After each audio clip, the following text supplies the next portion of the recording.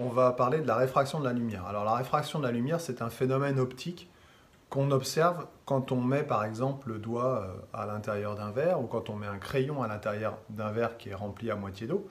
On a l'impression que le crayon ou le doigt est cassé.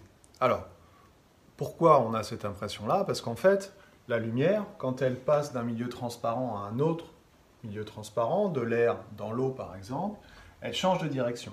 Donc la définition ou le phénomène de réfraction, c'est le changement de direction de la lumière quand elle change de milieu transparent. La lumière, elle se propage dans un milieu transparent et homogène en ligne droite.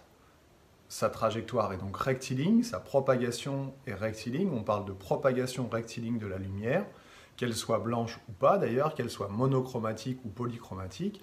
Et cette lumière, quand elle change de milieu transparent, quand elle passe de l'air dans l'eau ou dans l'eau dans l'air, elle change de direction. Et c'est ce phénomène qui nous donne cette impression de doigt coupé ou de crayon coupé. Alors, les rayons lumineux qui sont en relation avec ce phénomène de réfraction sont trois.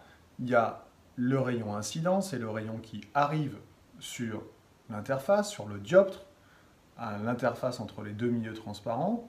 Ce rayon incident va se diviser en deux parties, pas forcément égales, qui sont le rayon réfléchi, qui repart dans l'autre direction avec le même angle avec lequel il est arrivé. On va pouvoir dire que l'angle d'incidence est égal à l'angle de réflexion.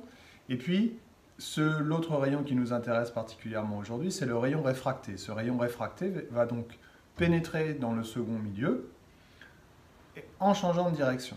On va donc avoir une relation entre l'angle d'incidence, l'angle avec lequel le rayon incident pénètre dans le milieu, et l'angle de réfraction, qui est l'angle avec lequel la lumière change de direction dans le second milieu.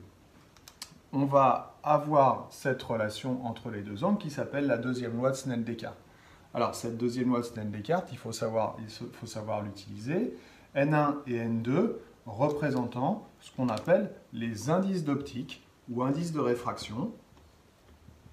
Ces indices d'optique ou indices de réfraction sont souvent donnés. La valeur la plus petite, c'est l'indice de l'air qui vaut 1. La valeur de l'indice de l'eau, c'est 1,33 par exemple. La valeur de l'indice du plexiglas ou du verre, c'est autour de 1,5. Donc, ces indices de réfraction sont des valeurs sans unité. Ici, on a la grandeur sinus, d'accord, sinus d'un angle. Donc, si on veut, par exemple, trouver la valeur de l'indice de réfraction du milieu 2, on va devoir isoler un terme, d'accord. Et pour isoler ce terme, on va faire passer le sinus de l'autre côté. Alors attention, l'angle d'incidence et l'angle de réfraction est toujours accroché à son sinus, puisque le sinus est un opérateur mathématique. Ce sinus est sans dimension également. Il faudra faire bien attention que l'angle qu'on regarde est bien en degrés. Donc attention sur la calculette à ce que les angles soient bien en degrés et non pas en radians. Voilà. Alors ce phénomène de réfraction, en fait, c'est le phénomène qui explique la décomposition de la lumière blanche. On a parlé dans une précédente vidéo du phénomène de décomposition de la lumière blanche à travers un prisme, l'expérience de Newton, et en fait, quand il y a décomposition de la lumière blanche, cette décomposition, elle est due à la réfraction. Elle est due à une double réfraction. La lumière blanche, quand elle entre dans le prisme, va d'abord subir une première réfraction, et ensuite, quand elle sort du prisme, elle va subir une deuxième réfraction, ce qui va nous permettre d'obtenir ce spectre continu d'émission. Voilà, j'espère que j'ai été clair. Je vous dis à bientôt et puis bon courage pour la suite. Bye bye.